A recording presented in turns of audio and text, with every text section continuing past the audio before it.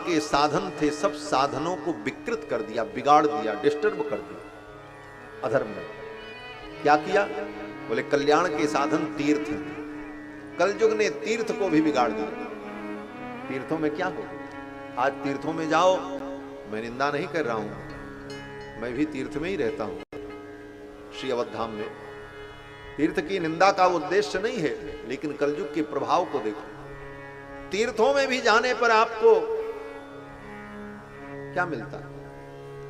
बोले वहां भी चतुराई, खींचातानी, शोषण, वहां भी दंभ, पाखंड देखने को मिलता है। कितने लोग कहते हैं महाराज क्या दर्शन करने जाएं, वहां तो ऐसा है, वहां तो वैसा है। लेकिन ये दोष किसका है? बोले कलिना धर्म मित्रेण धरेम बाधिता। कलयुग के मित्र अधर्म ने तीर्थों में भी विकार पैदा कर दिया।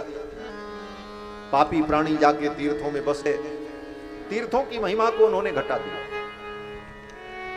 उनके पाप से तीर्थ बोझिल हो गए। कल्याण के साधन कौन है? बोले नदियां। नदियों को लोगों ने अपवित्र कर दिया। सारी नदियां, गंगा यमुना जैसी नदियां दूषित हो गई। आज वृंदावन में जाओ, श्री जमुना जी में आचमन करने की भी हिम्मत नहीं होती। श्रद्धावान तो कर लेते हैं, लेकिन जिनकी श्रद्धा कच्ची है वो तो कहते हैं अरे कितना मैला पानी है, कैसे आचमन करे, नहाना तो दूर की। कारण बोले तीर्थों में ये कल्याण के जो साधन थे, अधर्म ने सबको विकृत कर दिया। इतना ही नहीं, कथा पुराण आदि में भी वो स्थिति पैदा हो गई। कथा पुराण मनोरंजन के साधन बन गए। कथा श्रवण करके जीव का कल्याण होता है, लेकिन कथा भी मनोरंजन का साधन बन गई। कथा गंगा को भी लोगों ने विकृत कर दिया। जैसे गंगा में गटर का पानी मिला करके गंगा को दूषित कर दिया, उसी तरह कथा गंगा में भी गटर का पानी लाकर फिल्मी धुन के गीतों को गा करके, शेरो शायरी सुना करके कथा को भी लोगों ने विकृत कर दिया। ये बहुत कड़वा सच है, बहुत कड़वा सच है। गंगा जी बड़ी पवित्र हैं, लेकिन दुनिया के फैक्ट्री का कचरा, गंदगी सब उसमें डाल करके गंगा को लोगों ने दूषित कर दिया। ये कथा भी गंगा है।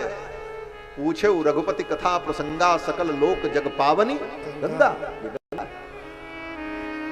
श्री सुखदेव जी महाराज भी कहते हैं, वासुदेव कथा प्रश्न पुरुषान त्रीणि पुनाति ही वक्तारम प्रच्छकम सोत्रस्तत्पाद सलिलम यथा।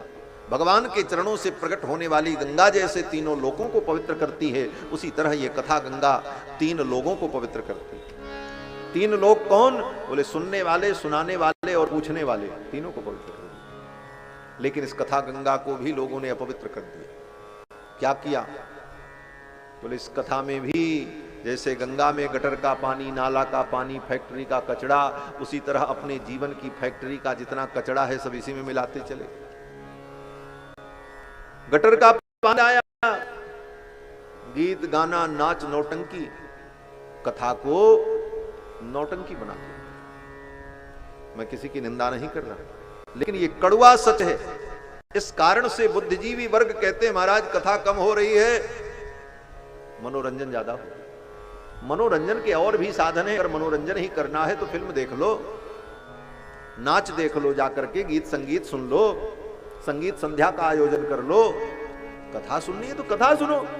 फिर कथा में नाच, झांकी, रामलीला, बोले उसी में लीला होने लगती। बोले आज बामन भगवान की लीला है तो एक बामन बने, एक बलि बने, दंड कमंडल लेकर के आवे।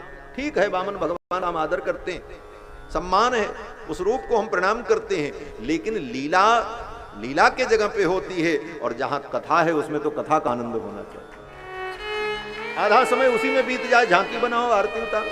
अरे भगवान, ये जो शब्द सुन रहे हो ये भी भगवान है, इनकी आरती उतारो, इन शब्दों को ग्रहण करो, तब कथा का मतलब। और झांकी बना करके नाचने गाने में ही सारा समय दिखावा और प्रदर्शन में बिताया, मिला क्या?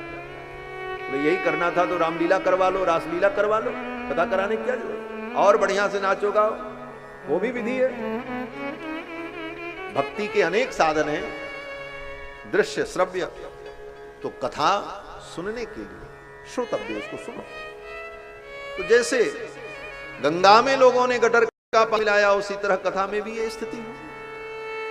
बोले मिलाओ। हमारे पूज्य आचार्य चरण श्री तुलसी पीठाधीश्वर श्रीमद जगतगुरु स्वामी जी महाराज अपनी कथा में कहते हैं, मैंने उन्हीं का वचन श्रवण किया, उदाहरण दे रहा हूं। पूज्य महाराज श्री कहते हैं मिलाना है तो मिलाओ, लेकिन क्या मिलाओ? बोले गंगा जब गंगोत्री से चलती हैं तो गंगा की धारा बड़ी रहती है। गंगोत्री जो गए होंगे उनको मालूम होगा, वहां तो बड़ी पतली धारा गिरती है, लेकिन आते आते आगे गंगा का कितना विशाल रूप हो जाता है। पटना तक पहुंचते, बनारस पटना के आगे देखो फिर गंगा का क्या रूप है। वहां तो गंगा की एक धारा रहती, लेकिन आगे आते आते गंगा विशाल हो गई। क्यों?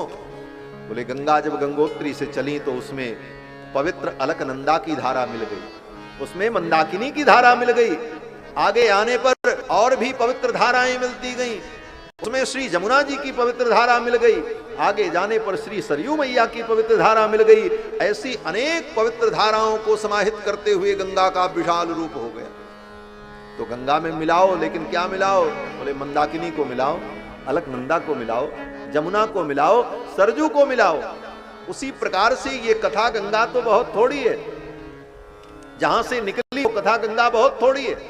4 श्लोकों में भगवान ने ब्रह्मा जी को भागवत तत्व का उपदेश किया है, उसको चतुश्लोकी भागवत कहते हैं। 4 श्लोक में ही भागवत, छोटी सी गंगा, कथा गंगा। लेकिन वेद व्यास जी ने उसमें मिलाया, क्या मिलाया? बोले गटर का पानी नहीं मिलाया, कचड़ा नहीं मिलाया।